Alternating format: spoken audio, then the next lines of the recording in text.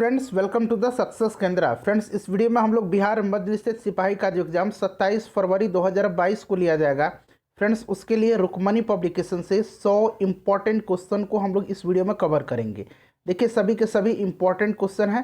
Friends, channel पर अगर आप पहली बार आए हैं तो चैनल को सब्सक्राइब करके बेल आइकन को जरूर दबा लीजिएगा, ताकि जब भी बिहार मध्य निषेध से संबंधित कोई भी इम्पॉर्टेंट वीडियो अपलोड किया जाए तो उसका नोटिफिकेशन सबसे पहले आपके पास पहुँच जाए। तो चलिए फ्रेंड्स, बिना देरी किए हुए आज का सेशन स्टार्ट करते हैं। फ्रेंड्स, प्लीज़ वीडियो को लाइक और शेयर जरूर कर दीजिएगा। पहला प्रश्न देखिए, पहला प्रश्न है कि मजलिस किस देश की संसद का नाम है। कोशिश कीजिएगा आप लोग 5 से 7 सेकंड के बीच में अपने आंसर चुन लेने के लिए। उसके बाद जो भी करेक्ट आंसर होगा मैं पूरी डिटेल में आपको बता दूंगा। तो देखिए, मजलिस जो है यह मालदीव एवं ईरान के संसद का नाम है। राइट आंसर ऑप्शन नंबर ए हो जाएगा। वहीं अगर आपसे कहा जाए कि स्पेन के संसद का नाम क्या है, तो स्पेन का संसद का नाम जो है कोर्टेस है। ठीक है फ्रेंड्स, यहाँ मैं लिख दे रहा हूँ। बांग्लादेश के संसद का नाम क्या है, तो जातीय संसद है। दूसरा प्रश्न है कि व्हाइट पेपर भारत के अतिरिक्त अन्य किस देश का एक सरकारी दस्तावेज है। तो देखिए फ्रेंड्स, व्हाइट पेपर जो है भारत के अतिरिक्त ब्रिटेन का भी सरकारी दस्तावेज है। ठीक है, तो राइट आंसर इसका ऑप्शन नंबर बी हो जाएगा। अगला प्रश्न देखिएगा कि मुखबरात निम्नलिखित में से किस देश की एक गुप्तचर संस्था है। तो मुखबरात जो है यह मिस्र की एक गुप्तचर संस्था है। तो right answer option number C हो जाएगा। सेंट्रल एक्सटर्नल लेंजा डिपार्टमेंट यह चीन की गुप्तचर संस्था है। मोसाद जो है, मोसाद पूछा जाता है तो याद रखेंगे, मोसाद जो है इजराइल की गुप्तचर संस्था है। ठीक है, भारत की गुप्तचर संस्था रिसर्च एंड एनालिसिस विंग यानी कि रॉ है। आईबी है intelligence bureau. Central bureau of investigation है सीबीआई। ठीक है, चलिए आगे बढ़ते हैं। नेक्स्ट क्वेश्चन है कि जो 20 रुपये का नया नोट है उसके पीछे किसकी आकृति को दर्शाया गया है। तो 20 रुपये के नए नोट के पीछे एलोरा की गुफा की आकृति है। Right answer option number B हो जाएगा। देखिए, एलोरा की जो गुफा है यह महाराष्ट्र में है, औरंगाबाद जिले में। एलोरा की गुफाएं जो है राष्ट्रकूट वंश के शासकों द्वारा बनवाया गया था। वहीं अगर आपसे पूछा जाए कि 2000 के नोट जो है उसके पीछे किसका चित्र अंकित है, तो मंगलयान का। 500 के नोट पर लाल किला का। 200 के नोट पर सांची के स्तूप का।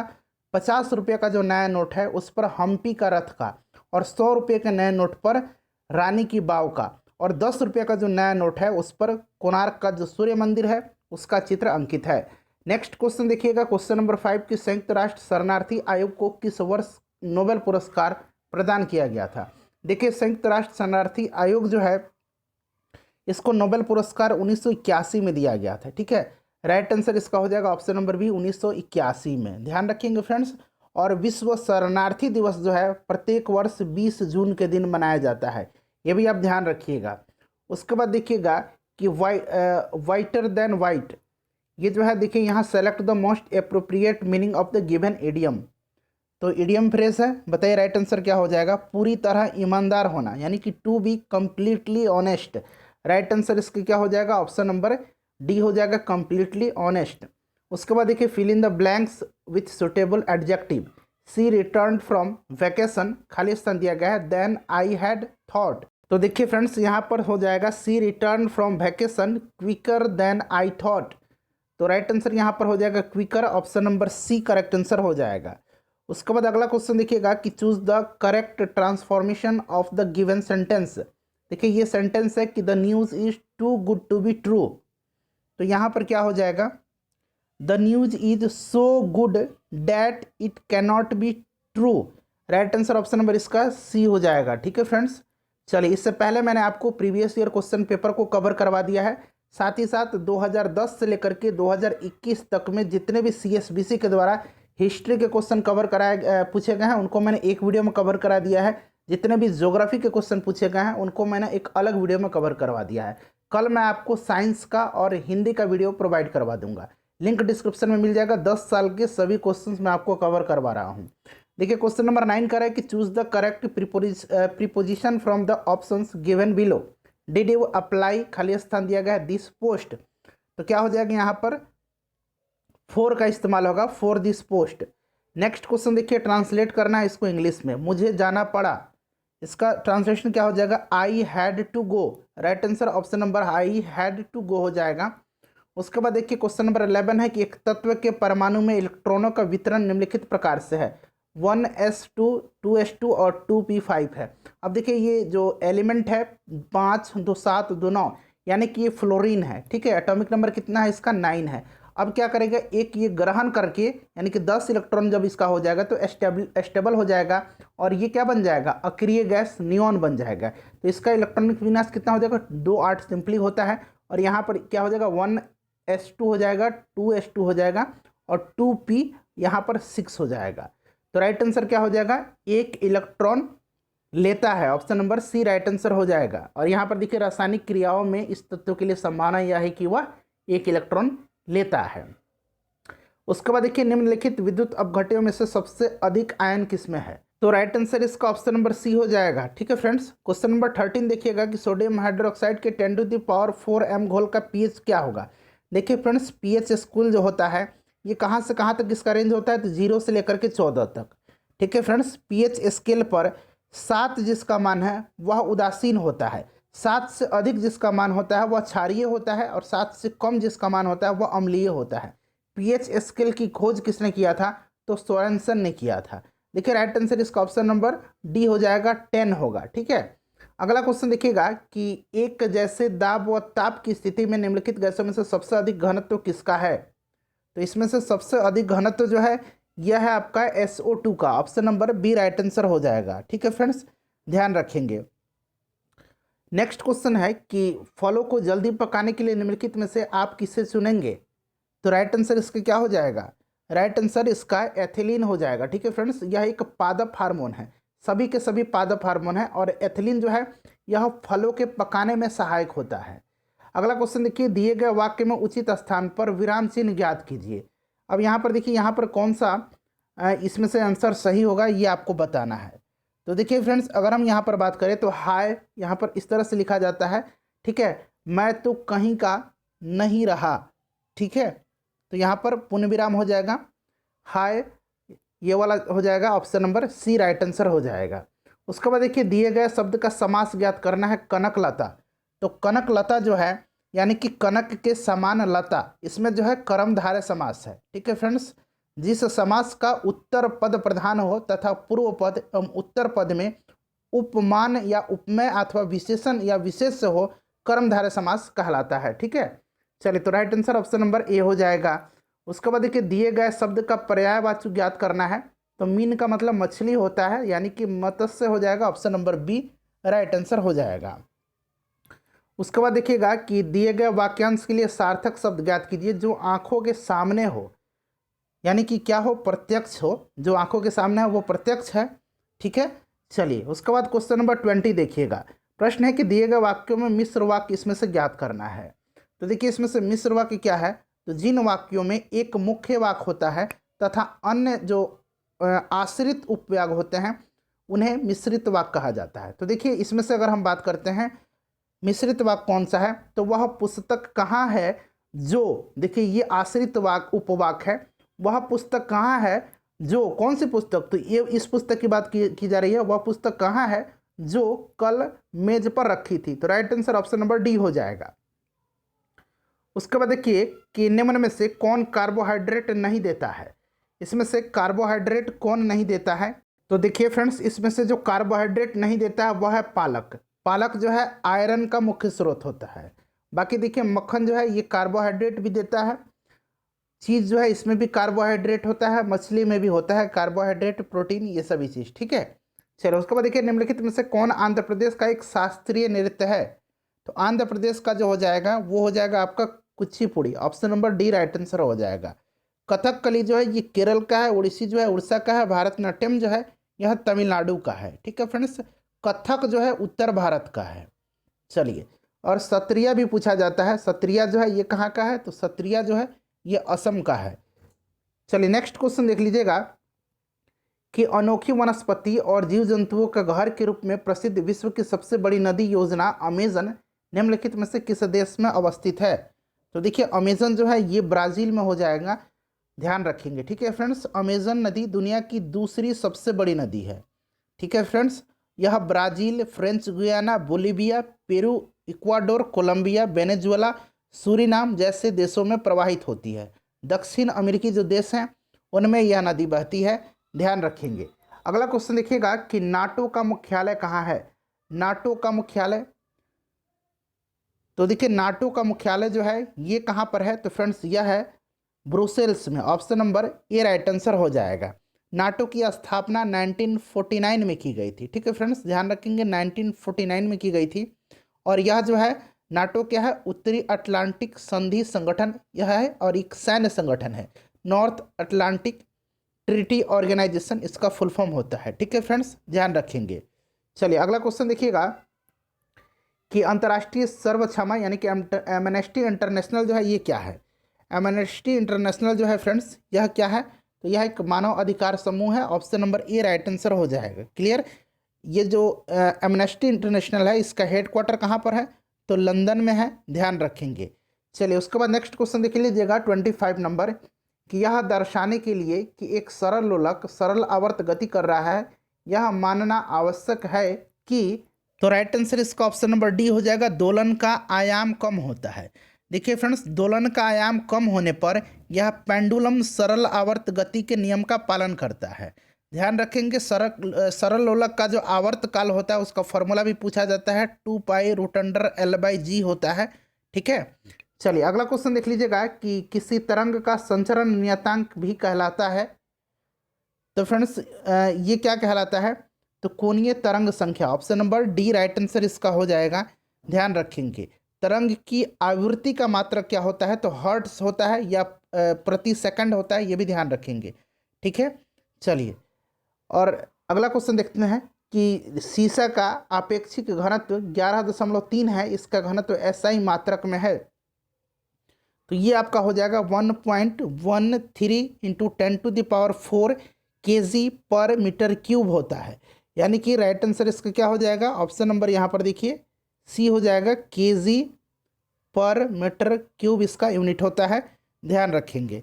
अगला प्रश्न देख लीजिएगा कि निम्न में से कौन सा कथन सही नहीं है। इसमें से सही कथन कौन सा नहीं है, तो ये आपका है कि जब कोई कण अपने शुरुआती बिंदु पर लौटता है तो इसका विस्थापन शून्य नहीं होता है। ये जो है गलत दिया गया है। ठीक है फ्रेंड्स। चलिए अगला क्वेश्चन देख लीजिएगा। नेक्स्ट क्वेश्चन है हमारा कि निर्वात में किसी पिंड को स्वतंत्रता पूर्वक गिरने की घटना निम्न में से किस प्रकार का प्रकरण है। तो यह एक प्रकार का क्या है फ्रेंड्स, एक समान त्वरण हो जाएगा राइट आंसर। ठीक है, एक समान त्वरण से गति करता हुआ एक प्रक्रम है, याद रखेंगे। उसके बाद देखिए लैटिन भाषा में सदिश शब्द का आशय क्या है, तो इसका मतलब होता है वाहक। ठीक है, option number C right answer हो जाएगा। उसके बाद देखिएगा कि 12,000 रुपये एक वर्ष के लिए 10% प्रतिवर्ष चक्रवृद्धि ब्याज पर। ठीक है, 6 माह की चक्रवृद्धि ब्याज पूछा गया है, तो ये आप इजीली इसको निकाल सकते हैं फ्रेंड्स। देखिए दर जो है 10% है, तो ये 6 माह के लिए कितना हो जाएगा, डिवाइड बाई 2 कर दीजिएगा तो 5% हो जाएगा। तो कितना हो जाएगा 6 माह के लिए, तो आप निकाल लीजिएगा सिंपली। देखिए 12,000 का कितना हो जाएगा 5%, 5/100 यानी कि 2 0 से 2 0 कट गया, और 12×5 = 60 यानी कि कितना हो जाएगा 600 रुपया हो जाएगा। तो राइट आंसर इसका ऑप्शन नंबर बी हो जाएगा। नेक्स्ट क्वेश्चन देखिएगा कि इंटरनेशनल ओलंपिक कमेटी का मुख्यालय कहाँ पर स्थित है।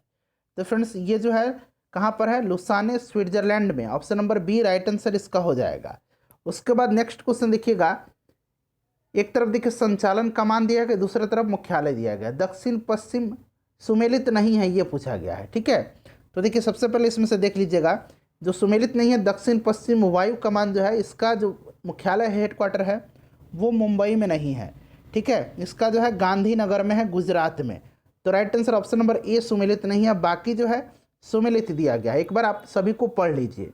इनमें से किसकी वेवलेंथ दीर्घतम है, तरंग दैर्घ्य दीर्घतम है, इसमें से जो है औरक्त विकिरण का हो जाएगा। ठीक है, औरक्त विकिरण की खोज हर्शल ने किया था, ये ध्यान रखेंगे आप। ठीक है, पारावैग्निक की खोज किसने किया था, तो रिटर ने किया था, रिटर ने किया था। नेक्स्ट क्वेश्चन देखिए, मानव कपाल में अस्थियों की संख्या कितनी होती है। तो राइट आंसर इसका क्या हो जाएगा, मानव कपाल में अस्थियों की संख्या 8 होती है।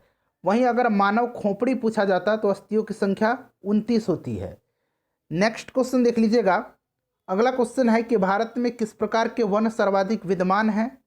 तो भारत में जो है उष्ण कटिबंधीय पतझड़ वाले जो वन हैं ये जो है बहुतायत मात्रा में पाए जाते हैं। तो राइट आंसर ऑप्शन नंबर ए हो जाएगा।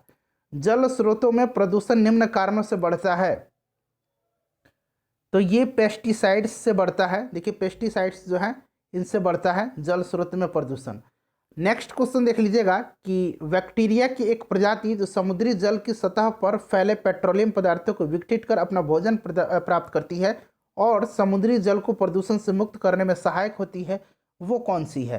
तो फ्रेंड्स ये है super bug. Option number B हो जाएगा। लोकसभा एवं राज्यसभा में भारत के राष्ट्रपति द्वारा मनोनीत सदस्यों की कुल संख्या कितना हो सकता है? तो देखिए राइट आंसर इसका क्या हो जाएगा, बताइए। इसका आंसर आप कमेंट करके बताइएगा, क्योंकि इसमें थोड़ा सा अब संशोधन हो गया है, करंट अफेयर से भी रिलेटेड क्वेश्चन अभी ये बन गया है। तो एक बार आप इसका आंसर बताइएगा कमेंट करके। चलिए, पूर्ण स्वराज की घोषणा के बाद प्रथम स्वतंत्रता दिवस कब मनाया गया? तो फ्रेंड्स ये कब मनाया गया? तो ये मनाया गया था 26 जनवरी 1930 को। ठीक है, 26 जनवरी 1930 को। ध्यान रखेंगे option number C right answer इसका हो जाएगा। 1929 का जो कांग्रेस का लाहौर अधिवेशन हुआ था, जिसकी अध्यक्षता पंडित जवाहरलाल नेहरू ने किया था, उसी में पूर्ण स्वराज का प्रस्ताव पारित हुआ था। ध्यान रखेंगे। अगला प्रश्न देखिए, ताशकंद जो है किस राज्य की राजधानी है? देखिए ताशकंद जो है यह किस राज्य की राजधानी है? तो राइट आंसर हो जाएगा उज्बेकिस्तान की। ठीक है, उज्बेकिस्तान की राजधानी है। ठीक है फ्रेंड्स, चलिए अगला क्वेश्चन देख लीजिएगा। मैथ का क्वेश्चन है, इसका मैं आंसर आपको बता देता हूँ। राइट आंसर 5% इसका हो जाएगा, आप लोग सॉल्व कर लीजिएगा। भारत की पार्लियामेंट का उद्घाटन किस सन में हुआ था? तो ये 1927 में हुआ था। Option number 1927 option number B में है। ठीक है, 1927 में हुआ था। और संसद भवन का डिजाइन जो है एडविन लुटियन ने बनाया था। किसने? एडविन लुटियन ने। यहाँ मैं लिख देता हूँ, ये पूछा भी जाता है, ध्यान रखेंगे। लुटियन ने बनाया था, यह है ये, और ये 9 है। चलिए उसके बाद देखिए, अयुग्मित इलेक्ट्रॉनों की संख्या अधिकतम किसमें है? ये सभी यहाँ पर एलिमेंट दिए गए हैं, बताइए इसमें सबसे अधिक किसमें है? तो सबसे अधिक जो है इसमें ऑप्शन नंबर बी हो जाएगा। ठीक है, चलिए नेक्स्ट क्वेश्चन देख लीजिएगा कि कौन सा बंदरगाह भारत के पश्चिमी किनारे पर स्थित है? तो ये कौन सा बंदरगाह है? यह गुजरात का कांडला बंदरगाह है। ठीक है, चलिए नेक्स्ट क्वेश्चन देखिए। हाँ, अगला क्वेश्चन है हमारा कि मैच शुरू करने के लिए कबड्डी की एक टीम में कम से कम कितने खिलाड़ी आवश्यक है? तो ध्यान रखना है, कबड्डी में जो है एक टीम में 7 खिलाड़ी होते हैं। वॉलीबॉल में एक से कितने पॉइंटों का होता है? एक सेट होना चाहिए, तो एक सेट 15 पॉइंट का होता है। ठीक है, और वॉलीबॉल में 6 खिलाड़ी होते हैं। Option number C right answer हो जाएगा इसका। उसके बाद देखिए, एक टावर से शून्य की गति से फेंका गया पत्थर जमीन पर 4 सेकंड में गिरेगा, तब टावर की ऊंचाई क्या होगी? अब देखिए फ्रेंड्स, प्रश्न कर रहा है कि एक टावर है। ठीक है, सपोज करिए एक टावर है और टावर से यहाँ से शून्य की गति से फेंका गया पत्थर जो है जमीन पर 4 सेकंड में गिर जाता है। कितने में? 4 सेकंड में गिर जाता है। तो यहाँ u इक्वल टू कितना है? 0 हो जाएगा। ठीक है, अब देखिए, अब इसका फॉर्मूला आपको पता है कि हाइट पूछा गया है टावर की, तो h इक्वल टू क्या होता है? हाफ GT² होता है। ठीक है, g का वैल्यू यहाँ पर 10 पुट कर देंगे आप, और t का वैल्यू 4 दिया गया है। ठीक है, तो यहाँ 10 पुट कर दीजिए, और ये 4 तो दिया गया है, और t² है तो 4 × 4 हो जाएगा, तो 2 × 5 = 10 हो जाएगा। और देखिए 5 चौका 20 और 20 चौका 80 मीटर हो जाएगा। Right answer option number B. Next question देखिए, बल का आघूर्ण पैमाना है तो पिंड को घुमाने की क्षमता का। ठीक है, पिंड को घुमाने की क्षमता का बल आघूर्ण बराबर क्या होता है? तो अक्ष से दूरी गुना बल होता है। ठीक है, इसका मात्रक क्या होता है? तो न्यूटन मीटर होता है बल आघूर्ण का। तो राइट आंसर इसका ऑप्शन नंबर ए हो जाएगा। ठीक है फ्रेंड्स, चलिए उसके बाद नेक्स्ट क्वेश्चन देखिएगा कि पारे के 1 सेंटीमीटर क्यूब की मात्रा 13.6 ग्राम है, तो पारे का घनत्व क्या होगा? तो देखिए पारे का घनत्व क्या हो जाएगा? द्रव्यमान बटा आयतन होता है। तो द्रव्यमान देखिए 13.6 दिया गया है, आयतन कितना दिया गया है? 1 दिया गया है, तो 13.6 ग्राम पर सेंटीमीटर क्यूब होता है। ठीक है, तो देखिए राइट आंसर क्या हो जाएगा? ऑप्शन नंबर यहाँ पर इसका देखिए ऑप्शन नंबर ए जो है करेक्ट आंसर हो जाएगा। क्लियर? चलिए यहाँ पर यूनिट भी आप एक बार चेक करेंगे सबका। नेक्स्ट क्वेश्चन देखिएगा कि बॉक्साइट किसका ऑक्साइड खनिज है? तो बॉक्साइट जो है अल्युमिनियम का है। Option number C right answer हो जाएगा। संश्लेषित गैस किसका मिश्रण है? संश्लेषित गैस जो होता है यह हाइड्रोजन और कार्बन मोनोऑक्साइड का मिश्रण होता है। तो करेक्ट आंसर इसका ऑप्शन नंबर सी हो जाएगा। ठीक है फ्रेंड्स, चलिए अगला क्वेश्चन देखिएगा कि सुपर क्रांतिक CO2 का प्रयोग किसके लिए करते हैं। तो इसका प्रयोग जो है स्रोतों से प्राप्त कार्बनिक पदार्थों के निष्कर्षण के लिए करते हैं। तो राइट आंसर प्राकृतिक स्रोतों से प्राप्त कार्बनिक पदार्थों के निष्कर्षण में। चलिए अगला क्वेश्चन देख लीजिएगा कि SnO2 से टीन की प्राप्ति की जाती है, तो किस विधि से की जाती है ये पूछा गया है। तो करेक्ट आंसर इसका क्या हो जाएगा, कार्बन के अपचयन विधि के द्वारा। ठीक है, तो option number C right answer हो जाएगा। नाइट्रोजन का कौन सा ट्राई हैलाइड सबसे कम क्षारीय प्रकृति का है। इसमें से देखिए नाइट्रोजन का जो हैलाइड है ट्राई हैलाइड, सब में 3 लगा हुआ है इसीलिए ट्राई हाइलाइड कर रहा है। फ्लोरीन, क्लोरीन, ब्रोमीन, आयोडीन ये सभी जो है हाइलोजन है, तो सब में 3 लगा हुआ है इसलिए ट्राई हाइलाइड कर रहा है सबसे कम क्षारीय प्रकृति का। तो देखिए इसमें से जो है NF3 जो हो जाएगा सबसे कम क्षारीय प्रकृति का हो जाएगा। ठीक है फ्रेंड्स, ध्यान रखेंगे सबसे कम हो जाएगा, उसके बाद जो है यहाँ पर NaCl3 हो जाएगा, उसके बाद NBr3 का हो जाएगा और फिर सबसे ज़्यादा Ni3 हो जाएगा। ठीक है, सबसे ज़्यादा क्षारीय अगर पूछा जाए तो Ni3 आयोडीन है ये। चलो उसके बाद देखिएगा कि दैनिक जीवन में प्रयुक्त मोमबत्तियों में होता है, तो इसमें जो होता है उच्च संतृप्त हाइड्रोकार्बन होता है, उच्च संतृप्त हाइड्रोकार्बन। तो राइट आंसर ऑप्शन नंबर ए हो जाएगा, उच्च संतृप्त हाइड्रोकार्बन होता है। अच्छा, संतृप्त हाइड्रोकार्बन का सूत्र आपको पता होगा CnH2n+2 होता है। ठीक है फ्रेंड्स, ध्यान रखेंगे, इससे अल्केन कहा जाता है। उसके बाद देखिए DNA अणु में थाइमिन बेस 2 हाइड्रोजन बंधों द्वारा निम्न बेस से जुड़ा होता है। तो राइट आंसर इसका क्या हो जाएगा, एडेनिन हो जाएगा, एडेनिन जुड़ा होता है, एडेनिन हो जाएगा ऑप्शन नंबर ए। उसके बाद देखिए जीवो में नामकरण पद्धति संबंधित है, तो यह संबंधित है किससे। तो देखिए ये पद्धति जो है व्हिटेकर, स्ट्रिकलैंड एवं लिनियस से संबंधित। ठीक है, जीवो में नामकरण की शुरुआत किसने किया था, लिनियस ने किया था। तो राइट आंसर देखिए सभी हो जाएगा इसमें से, तो option number C correct answer हो जाएगा। पेरिस शांति सम्मेलन में सेवर्स की संधि किसके साथ की गई थी। तो देखिए सेवर्स की जो संधि है यह कब हुई थी, तो 1920 में, और सेवर्स की जो संधि है यह तुर्की के साथ की गई थी। Option number D right answer हो जाएगा। ऊंट में RBC होते हैं, ऊंट में जो RBC होता है यह अंडाकार एवं नाभिक युक्त होता है। ठीक है, तो option number B right answer इसका हो जाएगा, याद रखेंगे। अगला क्वेश्चन देखिएगा कि रुधिर वाहिनियों में रुधिर का थक्का बनना रुका रहता है, तो ये हिपैरिन के कारण होता है। ठीक है, हिपैरिन याद रखेंगे। प्रथम ट्रांसजेनिक पौधा जिसका प्रयोग व्यावसायिक स्तर पर उत्पादन के लिए हुआ था, तो यह पौधा कौन सा है, यह आपसे पूछा जा रहा है, यह पौधा कौन सा है। तो फ्रेंड्स यह पौधा जो है कपास है। अगला क्वेश्चन देख लीजिएगा कि विश्व की प्रमुख खाद्य फसल कौन सी है इसमें से। तो गेहूं हो जाएगा विश्व की प्रमुख। भारत का अगर पूछे तो चावल हो जाएगा। इसमें से कौन सा एस्परजिस की पूर्ण अवस्था है। तो देखिए इसमें से जो है राइट आंसर इसका एमेरिसेला हो जाएगा। ऑप्शन नंबर ए राइट आंसर इसका हो जाएगा। देखिए यह कवक जो होता है, यह कवक एस्परजिलोसिस नामक रोग उत्पन्न करता है। उसके बाद देखिए ज्वाला कोशिका संबंधित है, ज्वाला कोशिका जो संबंधित है यह संबंधित है उत्सर्जन तंत्र के साथ, उत्सर्जन तंत्र के साथ हो जाएगा। ठीक है, चलिए उसके बाद देखिएगा कि मिस यूनिवर्स खिताब जीतने वाली पहली भारतीय कौन है। तो ये सुष्मिता सेन है। Option number D right answer हो जाएगा। देखिए ग्रेनाइट सिटी के नाम से किसको जाना जाता है, तो ये जाना जाता है स्कॉटलैंड के एबरडीन को, स्कॉटलैंड का शहर है एबरडीन।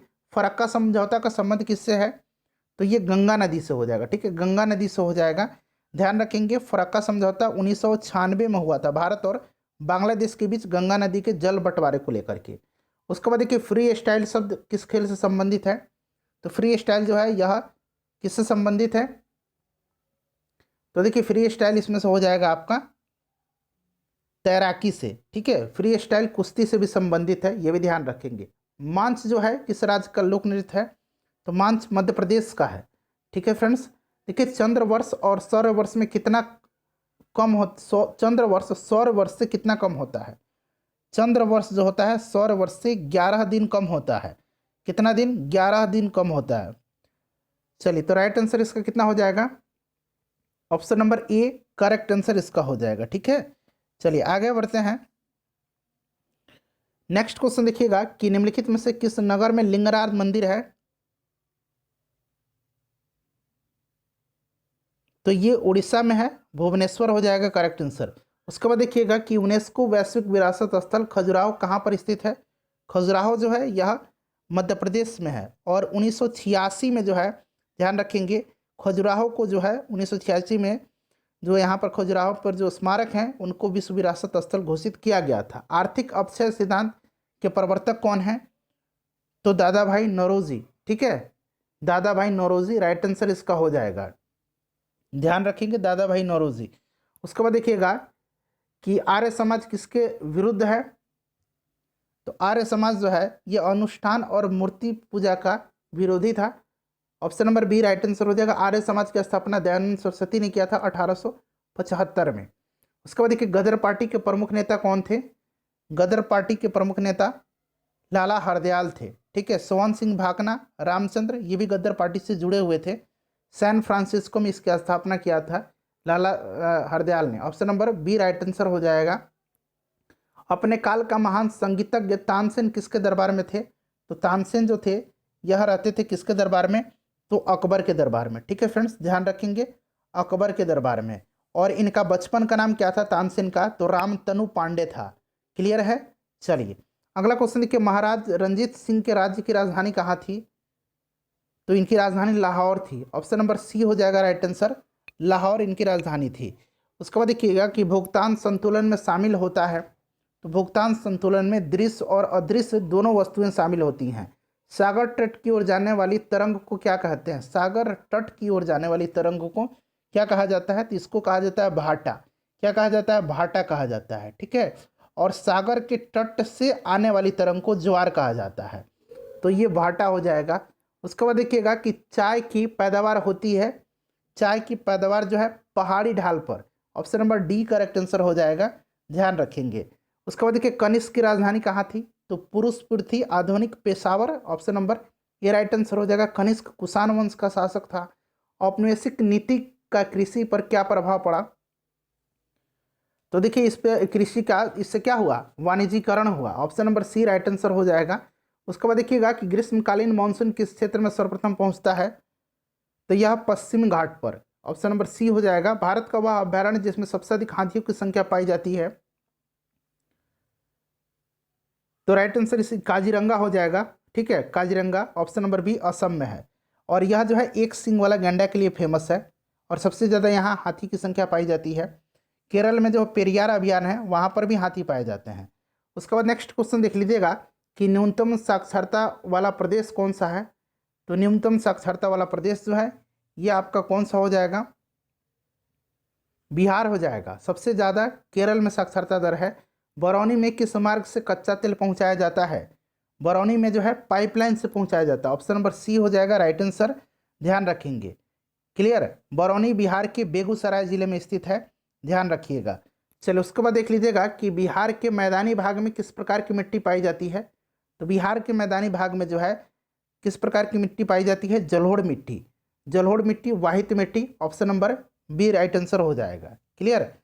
चलिए नवीन जलोढ़ मिट्टी को खादर कहा जाता है, और पुरानी जलोढ़ मिट्टी को बांगर कहा जाता है। भारतीय संविधान कब लागू हुआ था। तो 1950 में लागू हुआ था, ध्यान रखेंगे। ठीक है, चलिए भारतीय संविधान जो है यह 26 जनवरी 1950 को लागू हुआ था। भारतीय संविधान का अंतिम व्याख्याता है, तो यह कौन है फ्रेंड्स। तो राइट आंसर हो जाएगा सुप्रीम कोर्ट। जिसकी लाठी उसकी भैंस वाली सिद्धांत की स्वीकृति कौन देता है। तो फ्रेंड्स यह देता है कौन। तो राइट आंसर हॉब्स हो जाएगा। क्लियर। उसके बाद देखिएगा कि integrated rural development programme IRDP यानी कि समन्वित ग्रामीण विकास कार्यक्रम कब प्रारंभ हुआ था। तो 1979 में हुआ था। ठीक है, 1979 में, याद रखिएगा। विश्व पर्यावरण एवं विकास आयोग की स्थापना कब हुई थी। तो फ्रेंड्स 1983 में की गई थी। 1983 में की गई थी, ध्यान रखिएगा, 1983 में की गई थी।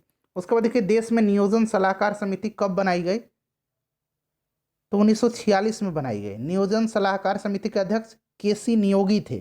ठीक है, चलिए राइट आंसर हो जाएगा 1946 में। ऑप्शन नंबर ए राइट आंसर हो जाएगा। उसके बाद देखिएगा कि निम्नांकित में से कौन नवीनीकरण प्राकृतिक संसाधन है। तो नवीनीकरणीय प्राकृतिक संसाधन जो है इसमें से आपका भूमिगत जल हो जाएगा, ठीक है, याद रखेंगे भूमिगत जल।